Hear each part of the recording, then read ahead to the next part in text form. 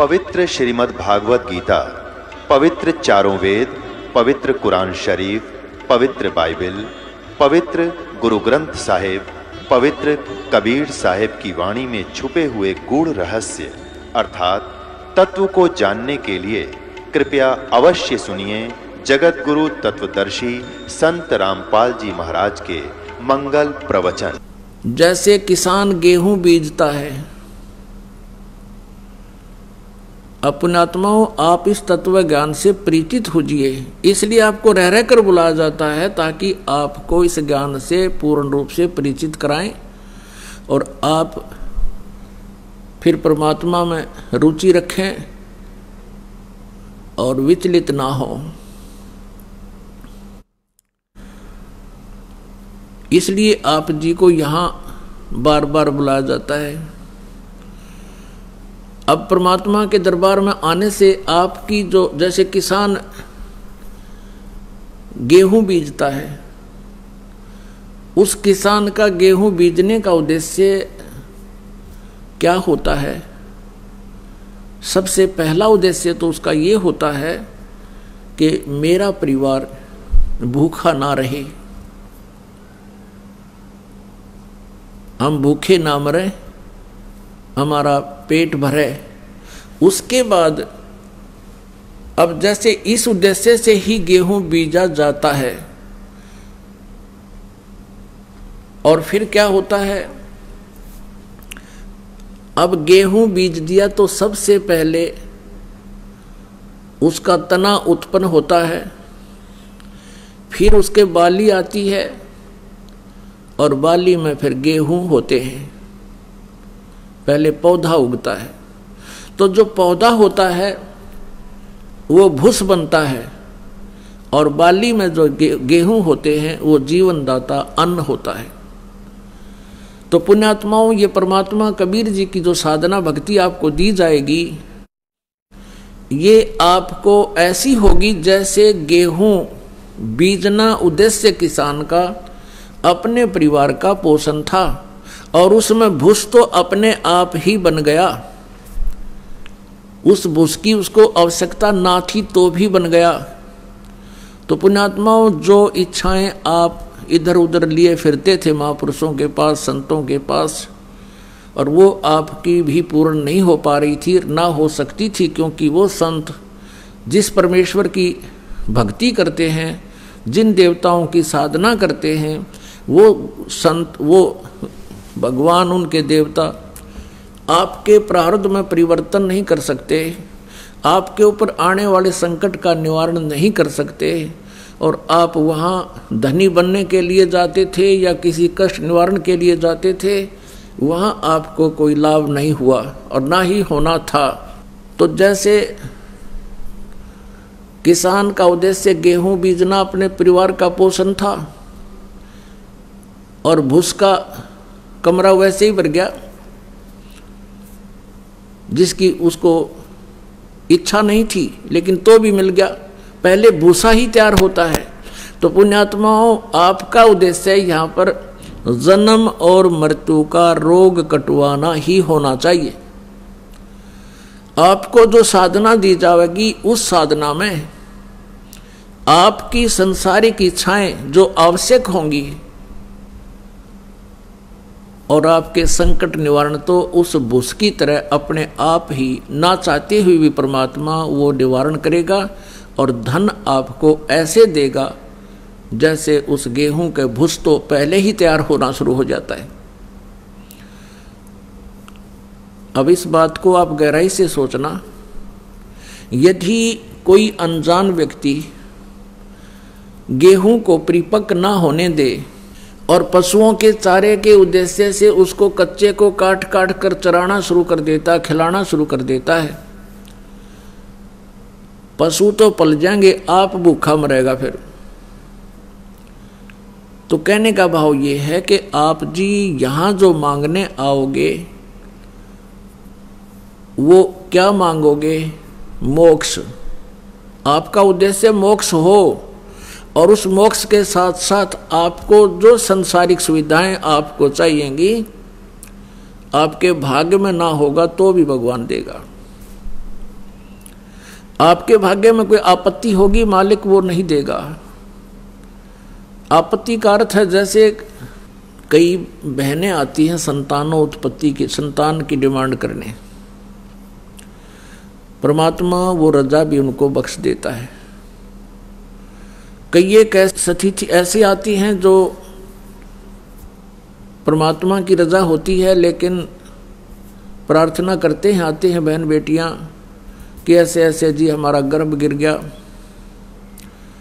हम उनको सांत्वना देते हैं, बेटी भक्ति करो, परमात्मा पे विश्वास रखो, फिर ठीक हो जाएगा। फिर भी वो प्रार्थना करती हैं 6 महीने साल के बाद कि जी दूसरा भी ऐसे ही खराब हो गया।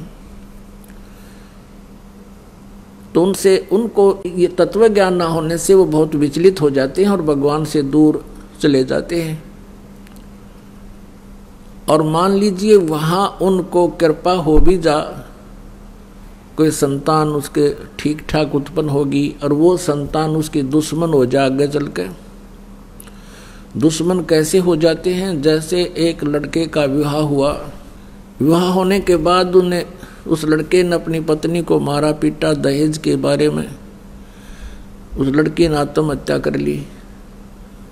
वो माँ भी, बाप भी, बेटा भी और बहन भी सारी जेल में।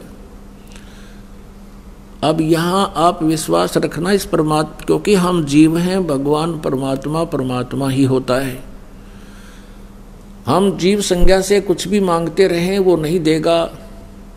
जैसे उन बहनों के वो गर्भपात हो रहा था, वो परमात्मा का ऑपरेशन था। यदि कोई ऐसी नालायक संतान आपके भाग्य में थी, उसको निवारण कर रहे थे, भगवान को दोष नहीं होता। वो अपने हिसाब से उनका जीवन संस्कार आपके संस्कार से काट रहे थे, समाप्त कर रहे थे।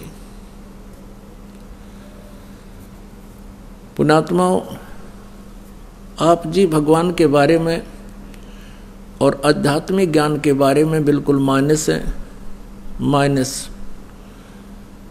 अभी तक जो भी ज्ञान हमें प्राप्त हुआ वो अज्ञान से भर रखा हमारे को। आप जी परमात्मा की तलाश में, खोज में घूम रहे होते हो। परमेश्वर कबीर जी ने स्वयं आकर हमारी स्थिति को स्पष्ट किया है कि पर्वत पर्वत में फिरा, कारण अपने राम, राम जैसे संत मिले जिन सारे सब काम। परमात्मा से मिलने वाले लाभ के लिए ये प्राणी ना जाने कहाँ कहाँ भटकते हैं। परमात्मा हमें बताना चाहते हैं कि जब मेरा कोई संत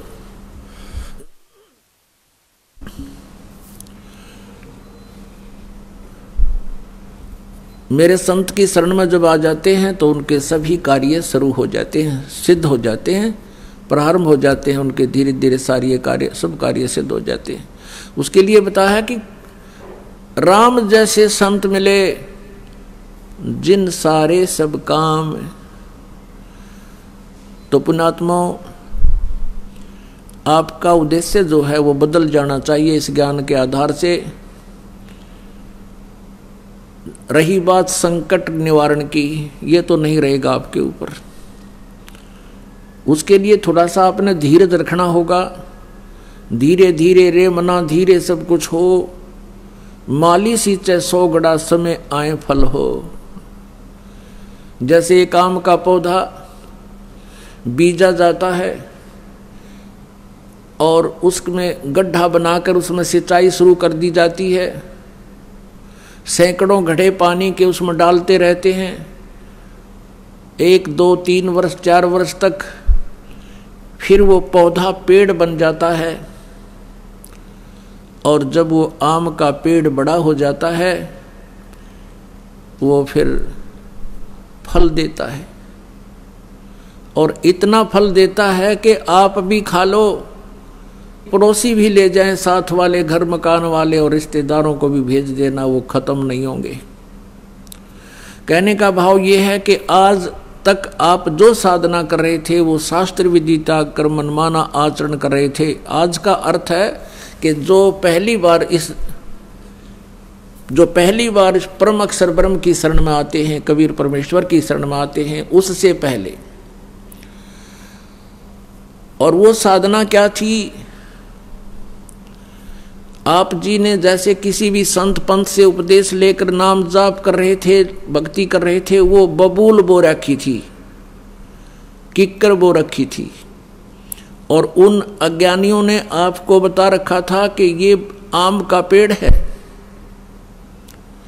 आप जी उसकी सिंचाई कर रहे थे, अर्थात पूजा कर रहे थे, काल की पूजा कर रहे थे, उस किक्कर की बबूल की पूजा कर रहे थे, आम जानकर, यानी वो दयालु भगवान जानकर तुम काल की पूजा कर रहे थे। काल की पूजा कौन कौन सी है? ये पांचों नाम काल के जानो, जो राधा स्वामी पंथ में, जय गुरुदेव पंथ में जो प्रचलित है, ये पांचों नाम काल के जानो। तीनों देवा काल हैं, ये ब्रह्मा विष्णु महेश, भूले चूके समझियो सबका हो आदेश। क्योंकि श्री ब्रह्मा जी, श्री विष्णु जी, श्री शिव जी ये काल के पुत्र हैं, और यही तीनों इस काल के पूरी व्यवस्था को संभाले हुए हैं। इनकी पूजा करने वाला भी काल के ही जाल में रहेगा, इनसे बाहर नहीं हो सकता। अन्य जितने भी देवी देवताएं आप पूजते हुए सब काल के अंतर्गत हैं। सुर नर मुनिजन 33 करोड़ी, बंदे सभी काल की डोरी। अब आप किसकी पूजाएं कर रहे थे? जो कोई ब्रह्म पूजा करता है, ओम नाम को सुप्रीम मान बैठा है, वो सीधा ही काल के टक्कर में जा रहा है, वो काल का पुजारी है। अब हमने दयाल की पूजा करनी है। परम अक्षर ब्रह्म की पूजा छोड़कर जो भी साधनाएं आप करते थे, आपने बबूल बो रखे थे। और जो कबीर पंथी हैं, नकली बने हुए हैं कबीर पंथी, ये भी अन्य ही नाम देते हैं, उनके पास सच साधना नहीं है। वो भी कबीर परमेश्वर की आड़ में आपको बबूल का बीज दिए हुए हैं, और आपने वो किक्कर बीज रखी है। सतनाम की साधना के बिना सभी जितनी भी साधनाएं हैं वो सब बबूल है, यानी काल की साधनाएं हैं। सतनाम के अंदर 2 अक्षर होते हैं, एक ओम अक्षर है, दूसरा तत् है जो सांकेतिक है, और तीसरा फिर एक मंत्र आपको और मिलेगा जो सार नाम होता है। परमेश्वर कबीर जी ने कहा था कि धर्मदास तो लाख दुहाई, ये सार शब्द कई बार न जाई। सार शब्द बार जो पढ़ी, बिचली पीढ़ी हंस नी तरही। इस मूल मंत्र को, इस सार नाम को तब तक छुपाई जब तक ये 12 पंथ ना मिट जाए। तो पुण्यात्माओं, आप जी इस आम के बीज को अब बीजोगे। आपको ज्ञान इसलिए कराया जाता है कोई आपको भ्रमित ना कर सके, कहीं आप जी के आम के पौधे को उखड़वा के और फिर से उसमें उसी गड्ढे में बबूल ना भिजवा दे। आपको आम की और आम के अतिरिक्त बबूल या झाड़, कैर, किक्कर, इनकी पहचान कराई जाती है, जिस कारण से आप अपने आम को फिर दृढ़ता के साथ परिपूर्ण करोगे, यानी सत भक्ति करके सफल होगे। अब ये बताया है कि धीरे धीरे रे मना, धीरे सब कुछ हो, माली सींचे 100 गड़ा समय आए फल हो। एक पौधे को पेड़ बनाने में कितना समय लगता है, और वो ठीक ठाक बड़ा हो जाता है तो फिर देखना उसके रंग ठाठ कर देगा, छाया भी मिलेगी, फल भी मिलेंगे। तो इसी प्रकार ये आपको सतभक्ति रूपी, सतनाम रूपी आम का बीज दे दिया। अब इसको होने दो, थोड़ा समय देना भगवान को। कुछ समय के बाद देखना आपको कितने सुख होंगे। आपके पड़ोसी भौचुक्के रह जाएंगे कुछ दिनों के, यदि आप सच्चे दिल से लगे रहे। आपके घर में सुख होगा, आपकी सभी आपदाएं दूर हो जाएंगी। और अन्य भगवानों से जो साधनाएं तुम करते हो, दूसरे भगवानों की जो पूजाएं करते हो, उनसे आपके ये 3 ताप भी नाश नहीं हो सकते। जैसे प्रेत बाधाएं हैं, पितृ बाधाएं हैं, या कोई देव प्रकोप है, या प्रारब्ध का कोई कष्ट आपके ऊपर आने वाला है, वो अन्य एक परम अक्षर ब्रह्म को त्याग कर किसी की भी साधना से वो आपका संकट निवारण नहीं हो सकता। और मोक्ष तो बहुत दूर की बात है, और यहां आपका मोक्ष भी होगा, आप जी के सब संकट भी दूर होंगे, और आपका जीवन सुखी होगा। एक भक्त बता रहा था कि हमने आपका नाम लेने से पहले, यानी कबीर परमात्मा का, इस दास जो तो एक नौकर है उस परमपिता का, और ये समझ लो वो डॉक्टर है, ये दास कंपाउंडर है। उसका बताया हुआ जो कुछ भी ट्रीटमेंट है वो आपको दिया जाता है, और जो इसको ठीक ढंग से मर्यादा में रहता हुआ करेगा, सब रोग नष्ट हो जाएगा। तो उसने क्या बताया जी, यहाँ उपदेश लेने से पहले हम बहुत दुखी थे, प्रेत आत्माएं बहुत सताया करती थी, हम 4-5 भाई हैं, सभी को ये बाधाएं थी। हमने आपसे उपदेश ले लिया, कबीर परमात्मा की कृपा से हमारी तो बाधाएं समाप्त होगी, और वो सभी जो भूत प्रेत हमारे घर में थे वो दूसरे भाइयों के चले गए। अब वो वहाँ इकट्ठे हो गए, वो और ज़्यादा उद्मस्तार दिया उन्होंने, पहले तो 1-1, 2-2 था, कई हो गए। उनके मन में ये भावना बन गई कि ये वहाँ बरवाला से नाम ले आए, इन्होंने हमारे ऊपर जादू जंतर करवा दिया, और हमारे साथ वो झगड़ा करने लगे कि तुमने अपने भूत मारा भेज दिए।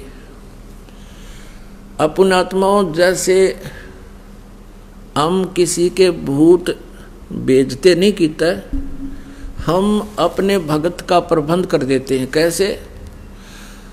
जैसे कमरे में ऑल आउट लगा दी, ऑल आउट लगाते ही मच्छर सारे भाग जाते हैं, वो फिर दूसरे कमरे में जाएंगे जिसमें ऑल आउट को नहीं। तो परमात्मा कबीर जी का जो सतनाम है, सच्चा नाम आपको दिया जाता है, प्रथम मंत्र भी और दूसरा मंत्र भी, ये ऑल आउट है। और जिस घर में ये ऑल आउट लग जाएगी वो मच्छर फिर दूसरे घर जाएंगे। भाई हम जंतर मंत्र नहीं करते, और उनको भी चाहिए कि वो ऑल आउट लगा ले, वो भी ले जाएं अपना मंत्र यहाँ से, और उनका भी भाग जाएंगे फिर की तरह। तो पुण्यात्माओं, परमेश्वर को ना पहचान कर हम ऐसे भटक रहे थे। प्रसंग चला था कि भी कोई तो संतान ही मांगने आता है, कोई धन मांगने आता है, उसके लिए परमात्मा आपको एक थोड़ा सा गाइडलाइन देते हैं। भाई क्या मांगो कुछ थिर न रहाई, देखत नैन चला जग जाई, 1 लाख पूत 1.25 लाख नाती, उस रावण के दीवान बाती। ओए होए, कितना बढ़िया एग्जाम्पल दिया भगवान कबीर साहब ने। आप एक पुत्र प्राप्त करके के कला तोड़ोगे नो बताओ। मान लीजिए परमात्मा, आप पुत्र प्राप्ति नहीं हुई आपको, और आप जी उस पुत्र प्राप्ति के लिए यहाँ आए हो, और परमेश्वर नहीं चाहता कि आपके संस्कार में कोई ऐसा निकम्मी संतान हो जो आपको आगे जाके बहुत दुखी कर दे, तो नहीं देगा। तो इस प्रकार संतान प्राप्ति ना हुई, बिना ज्ञान के वो प्राणी क्या करेंगे, फिर यहाँ से चले जाएंगे, फिर कहीं और धक्के खाएंगे। संतान तो वो होनी नहीं, क्योंकि यहाँ नहीं है तो कहीं और तो हो ही नहीं सकती। परमात्मा अगर चाहेंगे तो यहाँ सब कुछ दे सकते हैं। यहाँ आपको दिखाते हैं एक 27 साल की उम्र में। अब चक्कर क्या है, बिना ज्ञान के हम एक का डिमांड करते आए। कल एक भगत का फोन आया, जी हमारा 27 साल में दया करी भगवान ने, और फिर बूंदा सा मुँह करके ने कहा, जी इकट्ठी 2 लड़की होगी। मैं कहा तो मैडम मांगने संतान आए थे, ये बूंदा मुँह क्यों कर रहा है। अब तुम मांगण तो संतान आओ, तो परमात्मा ने सोची शायद ये इसी तरीके से लगे रहें तो भी अच्छा, 2 लड़की इकट्ठी दे दी। और फिर उसको समझा, भाई परमात्मा की आत्मा है, लड़का हो या लड़की, या भूल भी मिटाओ तुम। तो हाँ, वो यहाँ से चले जाते हैं तो उन संतान तो उनको होनी नहीं। फिर क्या होता है, ये समाज काल प्रेरित होता है। उस बहन को कोई ना कोई पड़ोसन या कोई रिश्तेदार आकर के कहेगा कि बालक नहीं हुआ, तो वो बुरा सा मुँह करके कहती है, पता नहीं भगवान के घर में क्या कमी आ गई, यानी बहुत दुखी होती है। फिर वो जो उसको इंजेक्शन लाने आई है ना कि संतान तक चाहिए थी, फिर वो बताओगी वो फलाने उस गांव में जाते दवाई दे हर न्यू पुत्र हो जाते हैं, फिर वो वहाँ धक्के खावेगी। तो पुण्यात्मा अंत में वो बहन मृत्यु को प्राप्त हो जाती है, संतान नहीं होती। इस काल के जाल को समझना। फिर वो क्या बनाता है ये काल, क्योंकि उसकी इच्छा यही होती है कि मेरे संतान होती, मेरी इज्जत हो जाती, इस तरह। फिर उसको क्या बनाता है ये काल, भगवान अगले जन्म में उसको कुतिया की योनि में भेज देता है और फिर कहता है ले अब पूरी कसर काट ले अपने संतान उत्पन्न करने की। 8 एक के टाइम में जमेगी और अगले जन्म में फिर सूरी बनावेगा, 12 कट्ठे उत्पन्न करेगी, ले छकले तू उत्पन्न करके। तो पुण्यात्माओं परमात्मा के इस ज्ञान को समझना चाहिए, आधा संकट दूर हो जाएगा आपका, जो बेमतलब की टेंशन बनाए फिरते हम यहाँ पर। परमात्मा कहते हैं क्या मांगो कुछ स्थिर ना रहाई, और देखत नैन चला जग जाई। 1 लाख पूत 1.25 लाख नाती, उस रावण के आज दीवान बाती। 1 लाख पुत्र थे रावण का, लंकापति रावण, लंका का राजा रावण, और वो 1 लाख भी मर गए।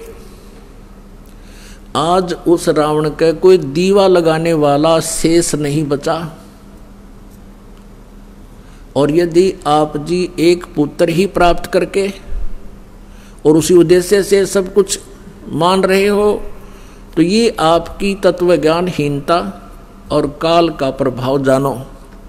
फिर भी परमात्मा चाहेगा तो आपकी ये समस्या भी हल होगी। फिर क्या बताते हैं,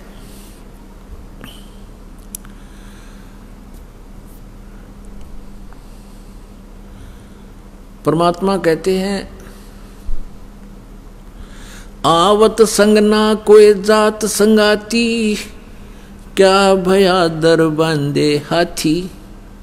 अब राजा को बताते हैं, राजा लोग अपने किले के बाहर हाथियों की लाइन बांध लेते थे, सैकड़ों हाथी बांध कर रखते थे अपनी प्रभुता दिखाने के लिए कि कोई राजा का दूत घूम रहा हो और वो देख जाएगा कि उस राजा के पास तो सैकड़ों हाथी बाहर बंध रहे हैं, तो इतने हाथियों को अपने द्वार पर बांध कर हाथी राजा अपनी समर्थता का प्रतीक मानता था। अब परमात्मा उसको कहते हैं रे बोले प्राणी, आवत संग ना कोई जात संगाती, क्या भया दर बांधे हाथी। दर माने द्वार पे है। कहे कबीर अंत की बारी, हाथ झाड़ जैसे चला जुआरी। ओए होए, जो तुम इस कुमत में कुभद में लगे रहते हो सारा जीवन, कार कोठी बनावे, बड़ी बड़ी फैक्ट्री लगा लें, भगवान की भक्ति करते नहीं। जिसको जो भी मिलना था, कोई सेठ बना है अपने पूर्व जन्म के संस्कार शुभ कर्मों से, कोई अच्छा राजा बना है, कोई मंत्री मुख्यमंत्री बना है, वो भी अपने पूर्व जन्म के शुभ संस्कारों से पुण्यों से। और यदि सत भक्ति नहीं करता है तो अंत में उसकी कैसी दुर्गति होगी, जैसे जुए में हारे हुए जुआरी की होती है। वो हाथ पीटता जाता है, अरे नाश हो गया, खूब सब कुछ क्या लुट गया। कहते जैसे हाथ झाड़ कर चला जुआरी, कहे कबीर सुन अंत की बारी। अपनात्मा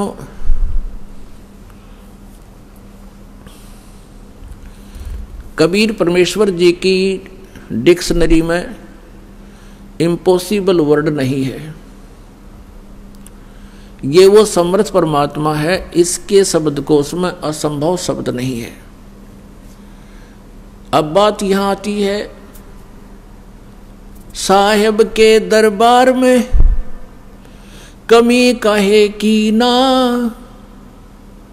अंसा मौज नहीं पावता है तेरी चूक चाकरी मां।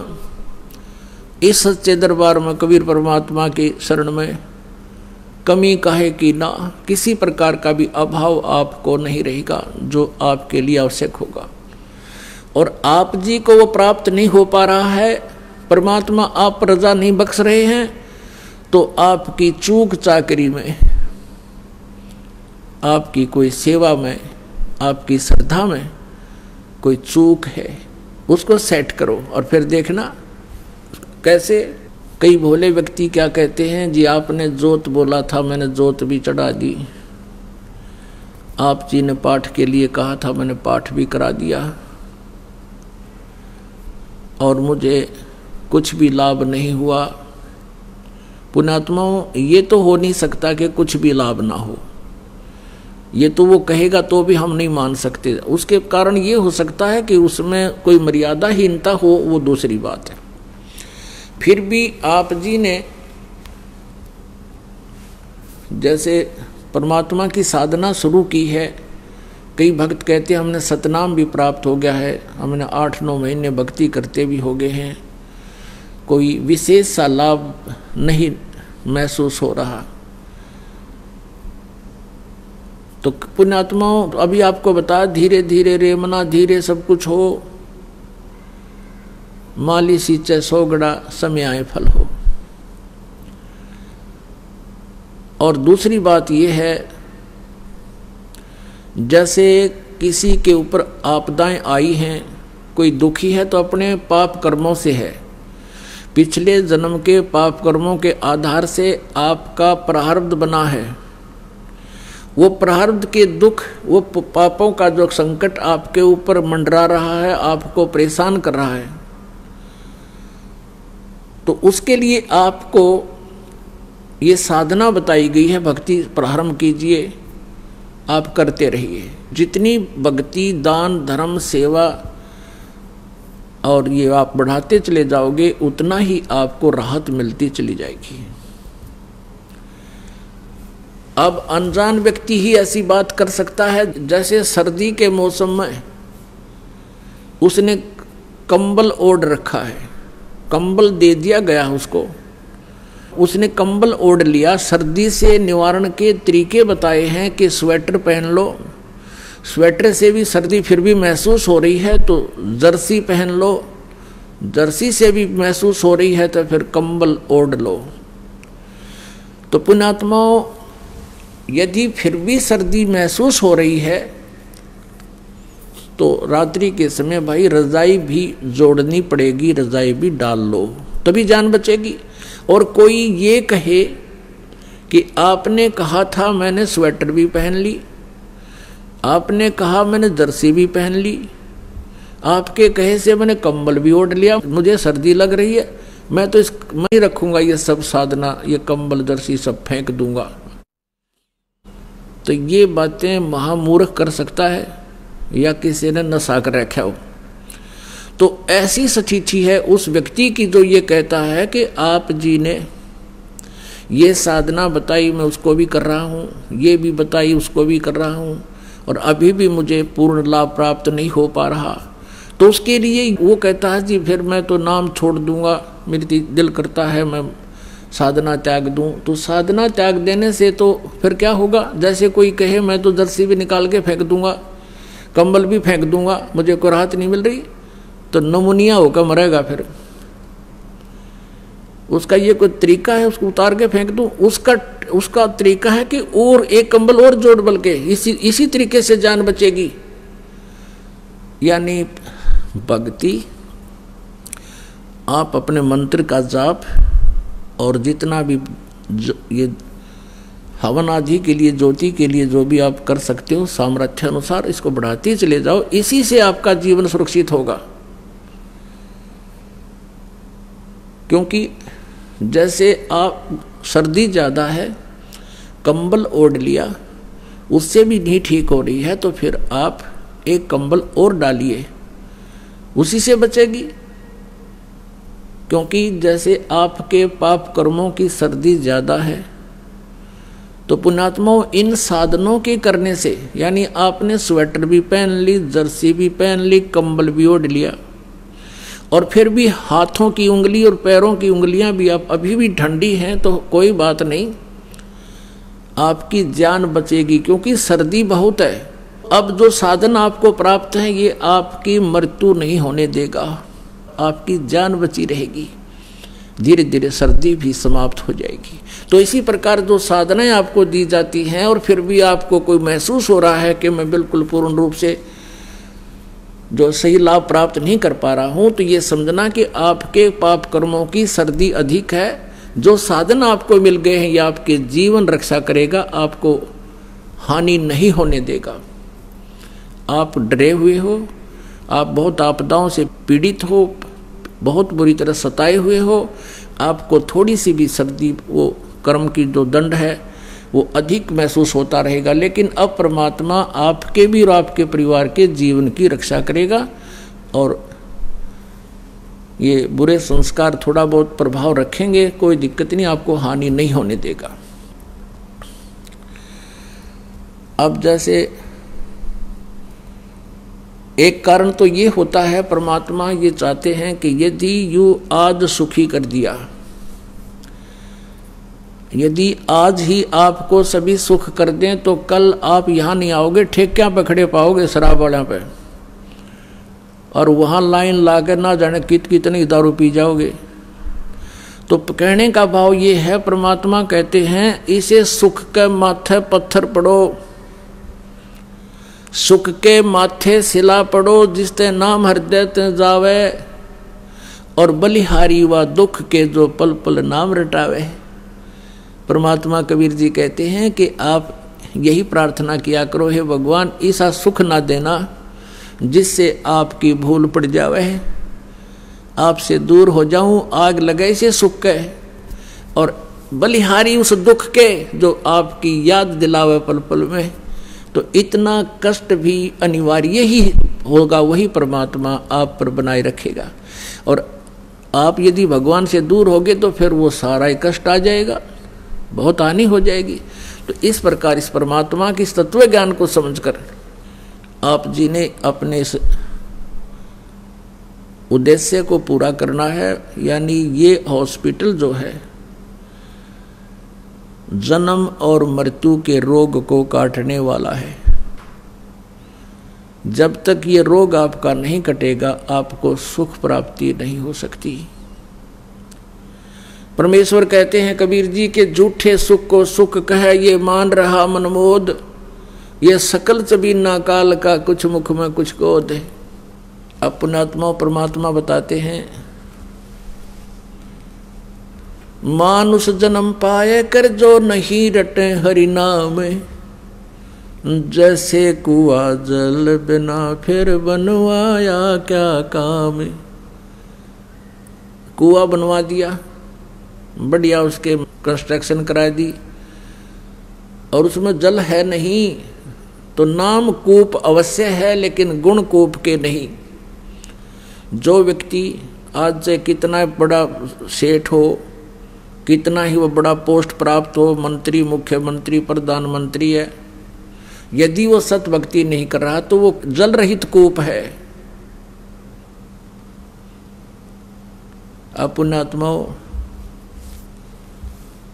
क्या बताते हैं, राम रटत दारिद्र भला, नाम रटत दारिद्र भलो, टूटी घर की छाने, वो सुंदर महल किस काम के, जहां भक्ति नहीं भगवान। कहते हैं इस भक्ति करने वाला, सत भक्ति करने वाला, पूर्ण संत से उपदेश लेकर वो इतना भी निर्धन हो कि उसके मकान की छत भी टूटी हुई हो, और वो सत भक्ति कर रहा है, और एक सुंदर चिप्स के मार्बल ला रखे, कोठी बना रखी है 3-4 मंजिल की, उसमें रहने वाला प्राणी सत भक्ति नहीं कर रहा है, तो परमात्मा कहते हैं राम रटत दारिद्र भला, टूटी घर की छान, और वो सुंदर महल किस काम के जहां भक्ति नहीं भगवान। फिर क्या बताते हैं, मानुष जन्म पाया कर नहीं रटे हरि नामे, जैसे कुआ जल बिना भाई बनवाया क्या काम। अपन आत्मा झूठे सुख को सुख है ये मान रहा मनमोद। अब आप जी तो यहाँ मांगने आते हो, घना धन हो जाए, एक मोटरसाइकिल ले लूं या फिर एक कार बढ़िया ले लूं, एक कोठी बना लूं। परमात्मा कहते हैं तो पहले तू भक्ति कर कुछ दिन, क्योंकि आज जमाना टाइम ऐसा है, ये कार मोटरसाइकिल तो आम हो रही है। परमात्मा बंदी छोड़ कहते हैं ये भी समस्या तेरी हल कर दूंगा यदि तेरी नीत साबित देखूंगा। यदि तू भक्ति से वंचित नहीं होता दिखेगा तो ये भी सब समस्या का समाधान अवश्य कर देंगे, क्योंकि फिर आपको कार मोटरसाइकिल भगवान देगा, आप कहाँ जाओगे? आप यहाँ आओगे भगवान के दरबार में और 2 वैन और बिठा के लाओगे पड़ोसियों ने, उनका उद्धार कराओगे तो आपको कार देगा भगवान, अवश्य देगा। और आप मांगो कार फिर सैर सपट्टे कर लूँ कि तो धक्के खाने जाओ पहाड़ियाँ पे, फिर नहीं देगा। तो कहने का भाव ये है कि आपको संसारिक सुविधाएं भी देगा, लेकिन उसका सदुपयोग करते दिखोगे तो आपको सब सुविधाएं देगा। आपकी नीति ये देखेगा। जैसे अब हम क्या देखते हैं, 10-10 वर्ष से जिन्होंने नाम लिया है और परमात्मा ने आज उनकी वो मौज कर दी, पहले तो उनके संकट निवारण किए और अब उनकी नीत साबित देख कर परमात्मा ने कि अब ये मेरे से दूर नहीं जा सकते। आज उनकी ऐसी स्थिति कर दी, उन्होंने कार ली और कार लेने से पहले उन सब के एक रस पूरे परिवार के मन में ये आया कि भगवान ने कार दी है तो हम अपने सत्संग में जाया करेंगे, और भी कोई मिल गया उसको भी फ्री ले जाया करेंगे, उसका भी कल्याण होगा। तो ऐसे आपको वो सुविधा भी देगा जो इस काल के सुख को तुम अपने संस्कार से प्राप्त नहीं कर सकते, परमात्मा अपने कोटे से देगा। तो इस प्रकार आप जी ने इस परमात्मा के मार्ग को समझना। कहते हैं इस झूठे सुख को सुख है और मान रहा मनमोद। बिना भक्ति करने वाले प्राणी, चाहे यहाँ पर प्रधानमंत्री बन जाए और चाहे कोई मुख्यमंत्री बन जाए, उसका जीवन सुरक्षित नहीं है और आगे क्या दुर्गति होगी उसकी, कलेजा हिल जाएगा जरा सा भी ध्यान से कोई सुन लेगा उस कहानी को, परमात्मा के विधान को। लेकिन हमें परमात्मा का विधान पता नहीं, जिस कारण से हम ये डले ढोण पर ही लगे रहते हैं। बहुत से प्रमाण है हमारे पास। जैसे एक बार पोलैंड देश का पूरा मंत्रिमंडल, जिसमें 95 के करीब सदस्य थे, और किसी का शोक व्यक्त करने जा थे किसी दूसरे शहर में हवाई जहाज के द्वारा, सारे के सारे एक्सीडेंट में मारे गए। अब परमात्मा कहते हैं ये झूठे सुख को सुख है ये मान रहा मनमोद। ये सकल जबीना काल का, कुछ मुख में कुछ क्रोध। आप यहाँ भी देखा, जैसे एक बहुत से प्रमाण हैं। हरियाणा के एक बार 2 मंत्री हेलीकॉप्टर में मारे गए, जिसमें एक तो बहुत बड़ा सेठ था, पैसे वाला, फैक्ट्रियाँ थी जिसकी। अब एक मंत्री की शपथ जिसको प्राप्त हुई है उसकी कितनी आशाएं होंगी, ये करूँगा वो करूँगा, हैं? और जो करना था वो छुआ भी को नहीं। इस मनुष्य जीवन से जो काम करना चाहिए था वो तो शुरू भी नहीं किया और मृत्यु को प्राप्त हो गए, हेलीकॉप्टर के द्वारा मारे गए। तो पुण्यात्माओं, इस तत्व ज्ञान की रोशनी में हमें उनके साथ क्या होगा ये स्पष्ट दिखाई देता है। फिर पीछे तू पशुआ की जय दीजय बैल बुना, 4 पहर जंगल में डोले तेरा तो ना पेट भरे। पीछे से एक आंध्र प्रदेश के मुख्यमंत्री, उसके बाद एक अरुणाचल प्रदेश के मुख्यमंत्री हेलीकॉप्टर में जा रहे थे। और क्या क्या आशाएं होती हैं। हम छोटे से परिवार के सदस्य होते हैं, एक छोटी सी पोस्ट होती है हमारी, पता नहीं क्या क्या उमंगें होती हैं, ये करूँगा वो करूँगा ऐसा कर दूँगा। ऐसी उनकी तो ना जाने कितनी आशाएं होंगी, और 1 सेकंड में मारे गए। 3 दिन में लाश मिली उनकी, कोई पानी पियाने वाला भी ना मिला उनको समय पर। भगवान को भूल के ये इंसान हवा में उड़ जाता है और भूल जाता है कि तू कभी यहाँ से जाएगा। जाना सभी को है, लेकिन जाने जाने में अंतर होता है। परमात्मा कबीर जी कहते हैं, आए हैं सो जाएंगे राजा रंग फकीर, एक सिंहासन चढ़ चले एक बंधे जात जंजीर। आप जी जाओगे, आपके लिए विमान आएगा, और जो सत भक्ति नहीं करते, चाहे कोई प्रधानमंत्री मर जाए, उसको बांध कर ले जाएंगे यम के दूत, जैसे अपराधी को ले जाते हैं। क्योंकि जिन हर की चोरी करी और गए राम गुण भूल, ते बिदना बागुल किए रहे उर्दमुख झूल। जो परमात्मा की भक्ति नहीं करते वो परमात्मा के चोर हैं, अपराधी हैं वो लोग। उनको फिर यम के दूत, काल के दूत पकड़ कर ले जाएंगे और आप जी को आदर के साथ सिंहासन पर बैठाकर, विमान में बैठाकर परमात्मा की प्यारी आत्माएं आपको साथ लेकर जाएंगी और भगवान आएगा इस दास के रूप में। तो आए हैं सो जाएंगे राजा रंग फकीर, एक तो सिंहासन चढ़ कर जा, एक बंधे जात जंजीर। जाने में कितना अंतर हो जाता है। अब परमात्मा की महिमा आपको सुनाते हैं। जब हम परमात्मा कबीर जी की शरण में आ जाते हैं,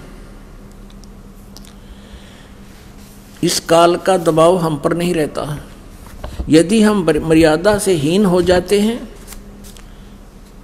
तो फिर हमारे ऊपर परमात्मा का प्रोटेक्शन हट जाता है हमारे ऊपर से, फिर काल का प्रभाव फिर आ जाता है। इसलिए हमने परमात्मा कबीर जी की मर्यादा में रहना चाहिए। और ये नियम आपको बताए जाते हैं, ये आपने बहुत दृढ़ता से पालन करना चाहिए इनका। कबीर साहब कहते हैं, 100 वर्ष सतगुरु पूजा, एक दिन आन उपासी, वो अपराधी आत्मा फिर पड़े काल की फांसी। आप क्या कहने का भाव यह है कि 100 वर्ष तो आप ये साधना करते रहिए जो दास ने बता रखी है, और एक दिन भी आपने अन्य उपासना कर ली किसी देव देवता की या और किसी प्रकार की भी क्रिया, कहते हैं वो अपराधी आत्मा फिर पड़े काल की फांसी। फिर परमात्मा का हाथ हट जाएगा, आपका नाम टूट जाएगा। आपके साथ कहाँ तक भी छल हो सकता है। जैसे किसी भक्त ने 2 वर्ष 3 वर्ष 4 वर्ष 10 वर्ष ये नाम रखा, सब सुख हो गए। अब सुख में ये परमात्मा को भूलकर लोक लाज को ज्यादा मानता है। लोक लाज में आके उसने कोई गलती मर्यादा कर भंग कर दी तो फिर क्या होगा, भगवान का कनेक्शन कट गया। और उसके बाद जो भी साधना आप कर रहे हो वो नहीं आपको मिल रही। और उसके से पहले आप जी ने जो भी भक्ति साधना धर्म पुण्य आपने कर लिया वो आपके गुड अकाउंट में डिपॉजिट हो गया। आपके पुण्यों में, आपकी भक्ति में वो जमा हो गया। और फिर क्या होता है, उसने एक मर्यादा भंग करी, कोई हानि नहीं हुई, फिर उसने हिम्मत बढ़ की दूसरी भी कर दी, फिर उसने तीसरी भी कर दी। अब ये सोच बैठेगा वो कि मैं सब कुछ, कोई मर्यादा भी नहीं रख रहा हूं मैं, फिर भी सुख है मुझे। अब वो क्या है कि उसने जितनी बैटरी चार्ज कर ली वह बैटरी चार्ज है उसकी, और आगे चार्जर खत्म हो गया।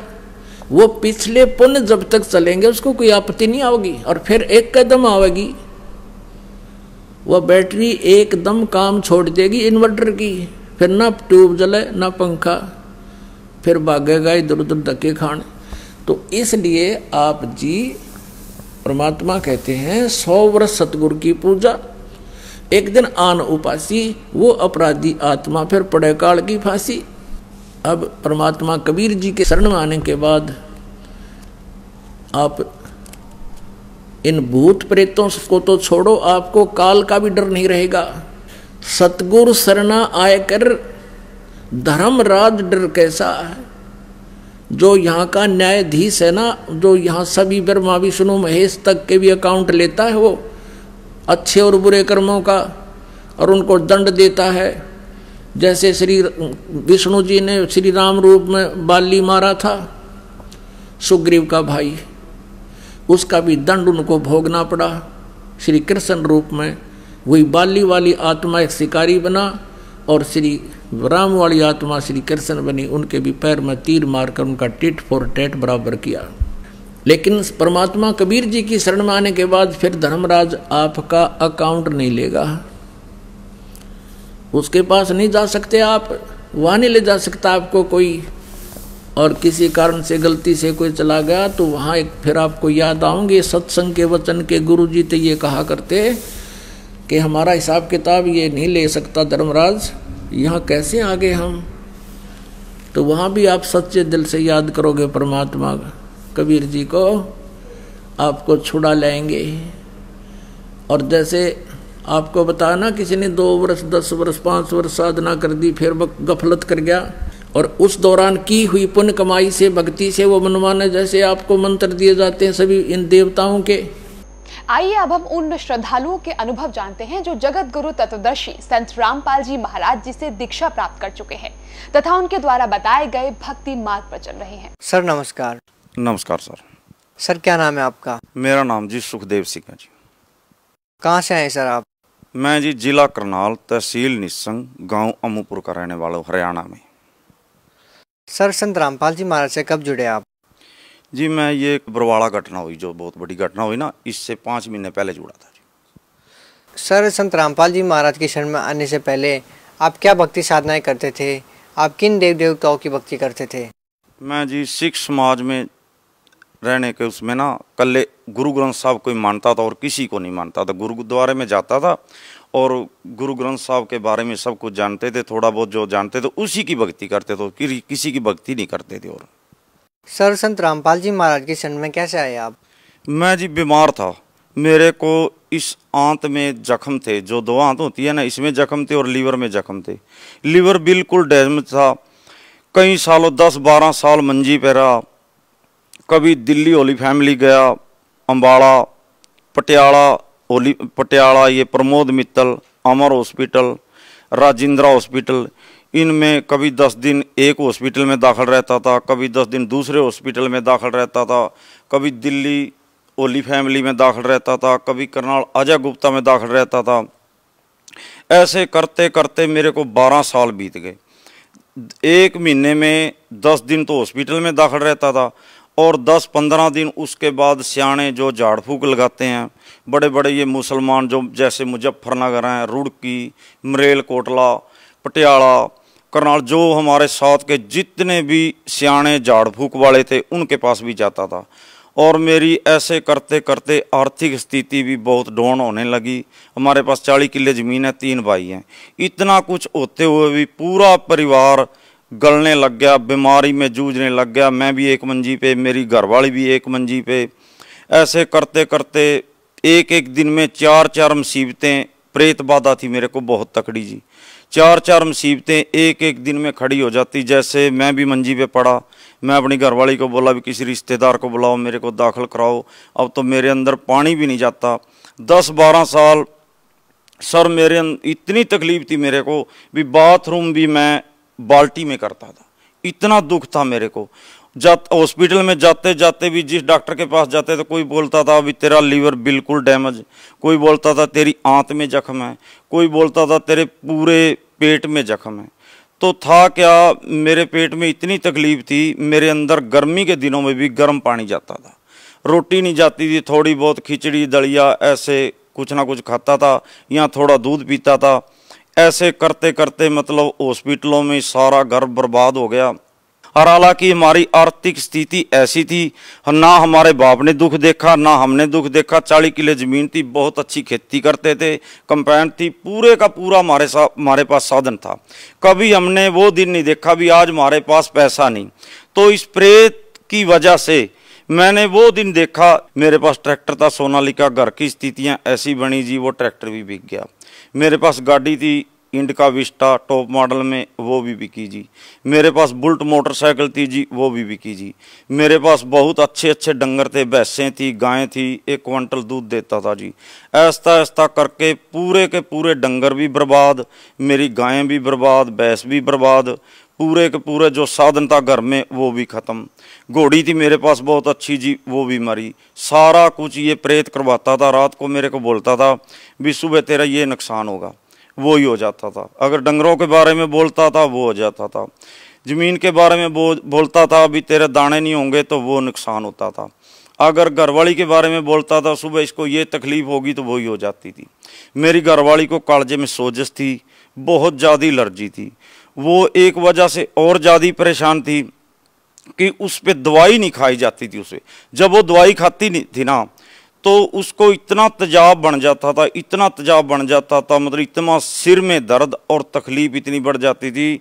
2-2 दिन हमारे घर में खाना भी नहीं बनता था और बच्चे भी बीमार थे।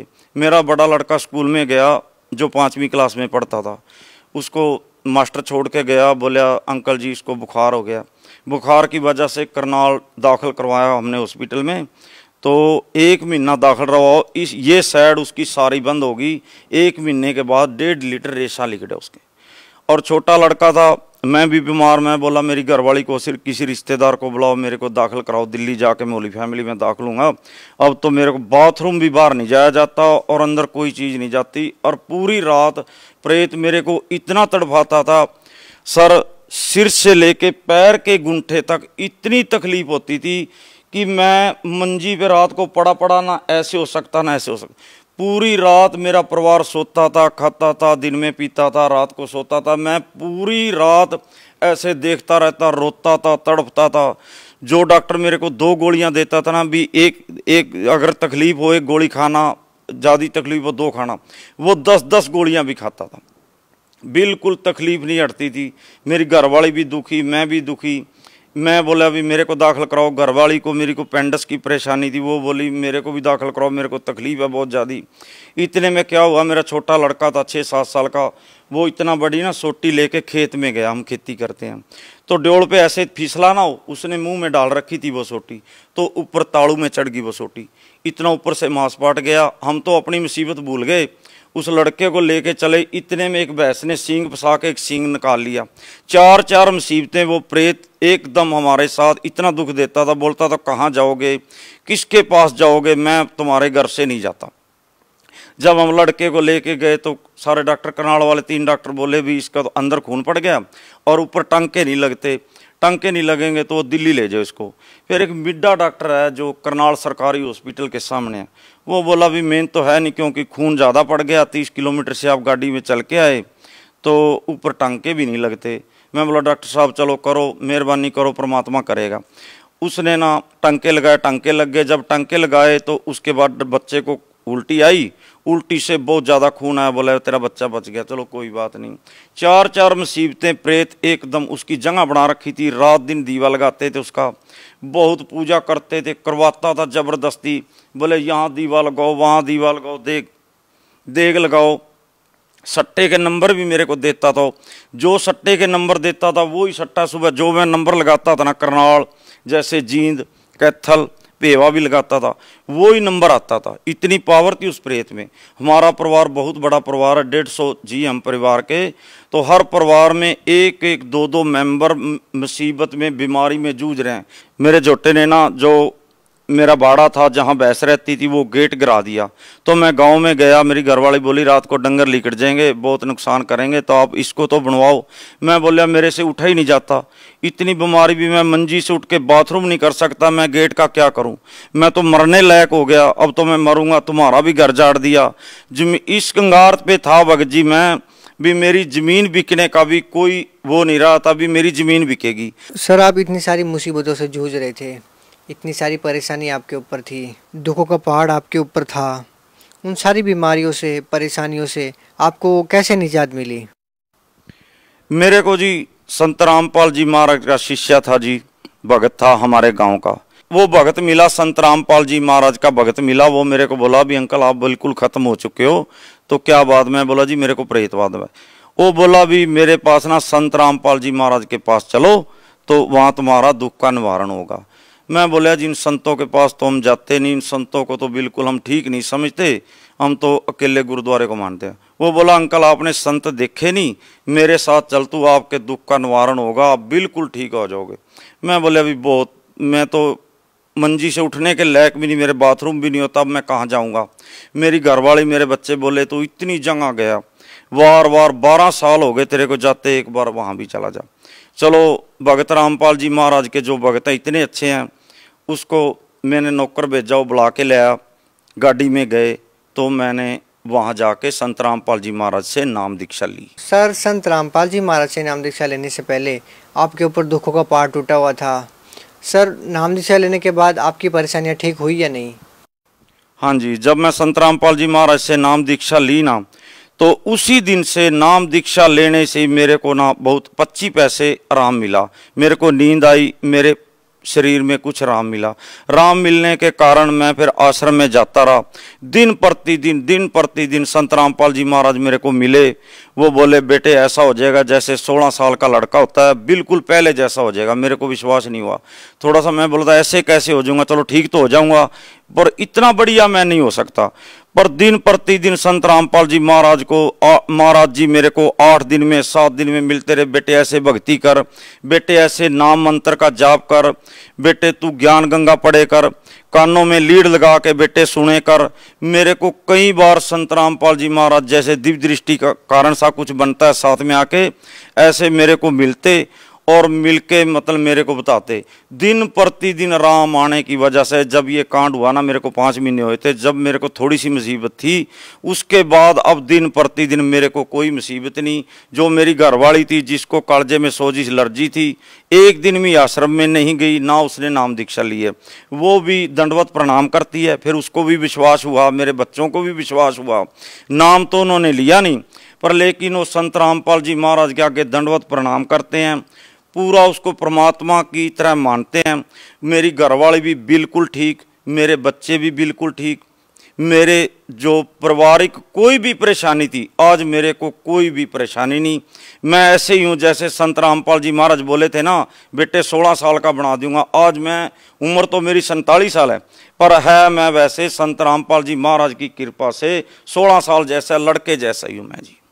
अब बरवाला जैसी बड़ी घटना हो गई है, संत रामपाल जी महाराज अभी जेल में है। सर, आज आपके गुरुदेव संत रामपाल जी महाराज के प्रति आपका कैसा भाव है? हाँ जी, इसमें कुछ फर्क है जी। घटना के बाद ये फर्क हुआ जी, मारे को और भी दृढ़ विश्वास हुआ। जो पहले विश्वास था ना 5 महीने पहले, अब मारे को और ज्यादा विश्वास है कि इतना संत, ऐसा संत जो इतने सुख दे सकता है। एक उजड़ा हुआ परिवार जो इतना बिल्कुल खत्म हुआ परिवार को बसा सकता है। और मेरा ये देख के मेरा पूरा गांव एरिया जो रिश्तेदार हैं सब बोलते हैं हम संत रामपाल जी महाराज को गलत कैसे बोलें। अगर काले को देखते हैं तो बिल्कुल सही है, जो संत रामपाल जी महाराज है ना, ऐसा गुरु कहीं नहीं मिलेगा। मेरा जी उससे भी ज़्यादा दृढ़ विश्वास है। और मेरे को देख के ये बैठे हैं जी मेरे गाँव के 10-15 भगत। इस कांड के बाद जब से यहाँ नाम दीक्षा मिलती है, यहाँ से नाम दीक्षा लेके गए हैं जी। सर, भगत समाज को क्या संदेश देना चाहेंगे? जी, भगत समाज को मैं यही संदेश, तो हमारे परमात्मा का है, हमारे गुरु जी का। मेरा तो एक प्रार्थना है जी, कहनी मेरे भाई हैं, मेरी माता, मेरे भाई, मेरे बहन जैसे हैं, जो भी दुखी है, और तो नहीं जुड़ना चाहते, जो दुखी है ना, एक बार संत रामपाल जी महाराज की शरण में आए और अपने दुख का निवारण करें। ज्ञान तो उनको अपने आप ही हो जाएगा और उनका सबका भला होगा। किसी को कैंसर हो, किसी की रीढ़ की हड्डी में फ्रैक्चर हो, किसी का दिमाग खराब हो, मेरे दिमागी हालत भी बहुत ख़राब थी, तो सबका निवारण संत रामपाल जी महाराज ही कर सकते हैं और इस दुनिया में कोई नहीं कर सकता। जितने मैंने 12 साल धक्के खाया ना, शायद ही किसी आदमी ने, शायद ही मेरे जितना बदनसीब आदमी इस दुनिया में होगा। तो संत रामपाल जी महाराज की शरण में आए और अपना कल्याण कराएं। सर, बहुत बहुत धन्यवाद। सच।